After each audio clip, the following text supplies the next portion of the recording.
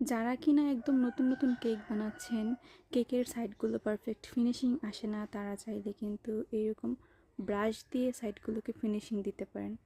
এটা দেখতে কিন্তু খুবই সুন্দর লাগে। আমি সাধারণত এই টাইপের ডিজাইন করি না বা কখনো করিও নাই। তো ফার্স্ট টাইম মনে হলো এইভাবে করে দেখি কেমন হয়। তো করার পর আমার কাছে খুবই ডিজাইনটা সুন্দর লেগেছে। আর এটা দিয়ে আমি উপরেও সেম জিগজ্যাগ একটা ডিজাইন করেছি। মাশাআল্লাহ, কেকটা দেখতে আমার কাছে খুবই ভালো লেগেছিল। তবে যারা নতুন আছেন তারা এই টিপসটা ফলো করে দেখবেন, আশা করছি বেস্ট একটা রেজাল্ট পাবেন। যাই হোক, আমি মিম কাজ করছি হোমমেড কেক নিয়ে আখাউড়া থেকে।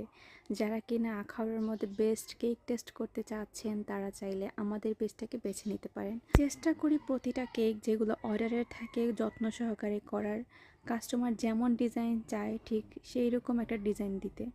তবে এমন কিছু কাস্টমার আছে যারা কিনা কোনো ডিজাইন বেছে দেয় না, বলে যে আমার মন মতো যা ইচ্ছা তা ডিজাইন করে দিতে। তারা তাদের অ্যাডভান্স করে দেয়, প্লাস পাউন্ড আর কেকের ফ্লেভার বলে দেয়। অনেকে আছে মাঝে মাঝে জাস্ট কালারটা মেনশন করে যে এমন কালারের মধ্যে আপনার মন মতো একটা ডিজাইন করে দিন। তো ওই সময় আমি খুবই কনফিউজড হয়ে যাই যে আসলে কেমন ডিজাইন করব, ওনার কেমন পছন্দ হবে, আমার মন মতো করা ডিজাইনটা ওনার পছন্দ হবে কি না, মানে আসলে আমি বুঝতেই পারি না কি করব। তো অনেক ভেবে চিন্তে তখন করার চেষ্টা করি আর কি। তো এটাও ঠিক ওই রকমই একটা অর্ডার ছিল। একটা ক্লাস পার্টি হয়তো বা হবে, তারা 6-এর কিছু বাচ্চা কাচ্চা এসে অর্ডার দিয়ে যায় যে আমি একটা ভ্যানিলা কেক 2 পাউন্ড বানিয়ে দিব, যেন মন মতো একটা ডিজাইন করে দিই, এরকম আর কি। তো এই তো আমার মনে হলো যে যেহেতু ক্লাস পার্টির জন্য তাই আমি চারকোনা কেকটা বানিয়েছি আর কি। আর যেহেতু ছেলে বাচ্চা ছিল, মনে হলো যে শুধু ছেলেটার ক্লাস এরকম মনে হয়েছে।